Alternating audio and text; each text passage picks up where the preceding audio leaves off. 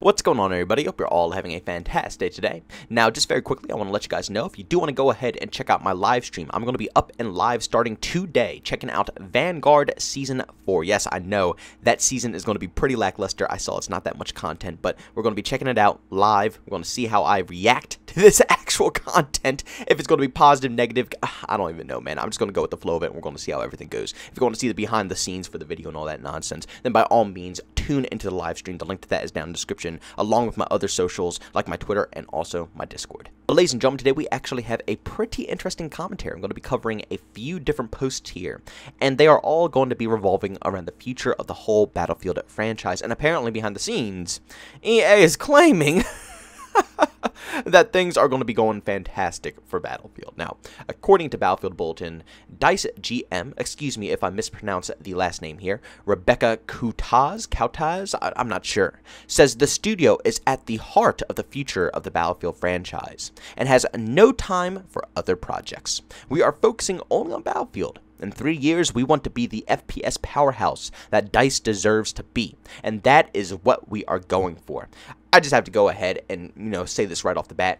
I can't believe that they're even claiming that they want to be the FPS powerhouse that DICE deserves to be. They were already a powerhouse alone. This is the problem right here. I'm just going to say it right now. This is the problem. EA and DICE are trying to chase something that has already been obtained. They had a massive community. They have a hardcore player base. They are probably one of the most known titles out there. I mean, I always say Call of Duty is the most well-known franchise, but Battlefield is right up there. It's literally neck to neck. I mean, it used to be Battlefield versus Call of Duty back in the old days. Everybody was always coming at each other. Battlefield is extremely well known, and they already were established as a FPS powerhouse. The problem is, EA and DICE don't see this.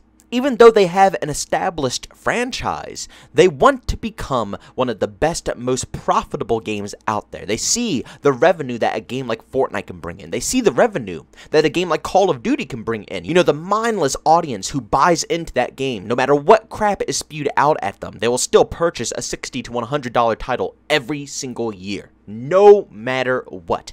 They want that. They crave that. So instead of recognizing the outstanding work that these developers have put throughout, the whole lifespan of the Battlefield franchise, they decided that they have to go trend chasing. They have to become, the quote-unquote next FPS powerhouse, because I guess that's, what the definition of FPS powerhouse is. Instead of, being a development team that makes some of the best FPS games, being an FPS powerhouse in EA's eyes is, being the most profitable FPS game out there. And I know a lot of people are going to think this way. I'm going to get so much negative feedback from people saying that I'm being way too negative about this, and DICE and EA are just trying to be extremely nice and say that things are going to be going better and they're trying to fix the game. Look, they need to prove it to me at this point. I have been finessed one too many times, and I have seen one too many of these statements posted out over absolute garbage projects. When you see it that consistently, you are not going to get fooled again. I guess a lot of you guys are very new to the FPS genre, but this whole genre, not just Battlefield, but the whole genre as a whole, has been getting absolutely obliterated by horrible development cycles. And messages like this are the exact thing they want to put out to their consumers so they can finesse us again when the next year comes around. They did the same thing with Battlefield 5, and here we are with Battlefield 2042, their next game that they were promising to be so fantastic, and here we are. Here we are! Like, no. It has to be proven. But that's just the first little message that they have up here. The second one, Battlefield Bulletin put out saying, the majority of the team here, plus our colleagues over at Ripple Effect, are focused on Battlefield 2042, and they are passionate about Battlefield. We have many veterans. It's important to us to improve the experience. We owe that to our community, to our players, and to our team. So once again, I know the whole world is going to be melting, saying, oh, this is exactly what we needed. Oh, the developers are finally listening to it. No. Once again, this is just typical talk to try to calm down the community from the disaster that they put out to us and the horrible, lackluster content update that they released within Season 1. Not horrible content. Don't get me wrong. It's fun. The map is fun. But let's be real here. 8 months is not worthy of one map and 2 weapons, one that's already in Portal and the other one is a freaking crossbow. That's not worth our time. But I'm getting a little off topic here. I just want to say that I do not believe them at all when they say that they have many veteran players working at this development team. First off, the majority of all the veteran players have been gone. I mean, a lot of them already ditched after Battlefield 1. Battlefield 5 took a massive amount of them, and 2042 pretty much swept the majority of the veteran players out of the development cycle. I don't know what you guys are talking about here, but they're trying to, once again, finesse over the community by making us feel like we are at home, that we are safe, that there's still a bunch of OG people here that are developing these games. Trust me, if there were OG people developing this game that actually cared about the product, it would have not released the way it did. It would have not had the things in this game that it did. And to be honest with you, if the majority of the team is putting a ton of focus on Battlefield 2042 and they're passionate about the franchise, then why are you killing it with no content? Like I said, if you guys are so passionate, then why are you reskinning the Val in the game?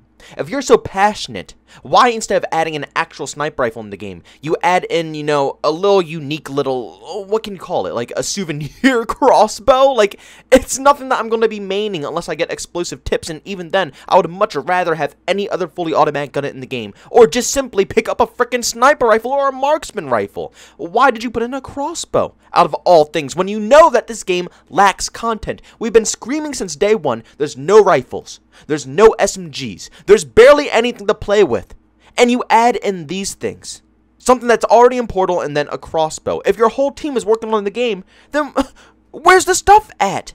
Why did we get one map with Season 1 if it took 8+ months to fix it up? Once again, these are all just words. Please, when people see this, please do not take this extremely serious. They have to prove it to us. Like I said, the community has already been finessed by Season 1. I don't know how it happened. This game went from being, like, you know, an absolute disgrace of a title to people just overhyping it because of one map being introduced. It's, you know, simply every broken thing that's in this game is now magically gone. It just vanished. It's, poof, gone into thin air because they dropped one map. Oh, my goodness. Please, this community is slowly starting to turn into the Call of Duty community, and that's bad. Because EA knows that they're going to be able to take advantage of us year after year after year. We can't do this. They have to prove it to us. Words are just words. They can write whatever they want on paper, but they have to actually show us. We have to play what they mean. If they truly want Battlefield 2042 to become better, then give us content.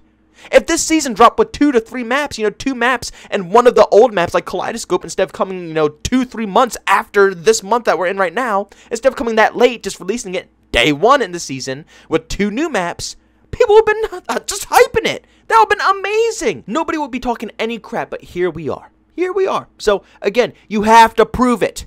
Words don't mean anything. But, I gotta say, even though all of this stuff, I've been a little bit negative, I'll be honest, there is actually some positive news and, you know, feedback to take back from this. Rebecca actually said that Vincent Pella, Byron Bede, Marcus Leto, and Alex Seropian, I'm so bad with names, work with DICE, if not on a daily basis, a weekly basis. Playing the game, reviewing, challenging, and sometimes asking them very hard and very good questions. This, I gotta say, is fantastic news. It's proof that, you know, the changes that we've been seeing within Battlefield 2042 with the cosmetics and just the overall atmosphere of the game, it's because these individuals that EA, the heads of EA, have brought in are actually doing their job. It gives me a slight bit of hope, a very slight bit of hope when it comes to the next Battlefield game, because they're actually doing something pretty good here. And they are working with Battlefield. They're not just, you know, hopping in every, you know, other month to see what's going on. No, they're, you know, constantly playing and trying to work on just the overall atmosphere and what Battlefield is all about. I respect that. But again, you can put this on paper. I need proof. Cosmetics are cool and all, but we have to see what they're going to do from the ground up. We got to see what the foundation of the Battlefield game is going to be before we can get the, you know, the rest of the game, all the cosmetics and all that crap.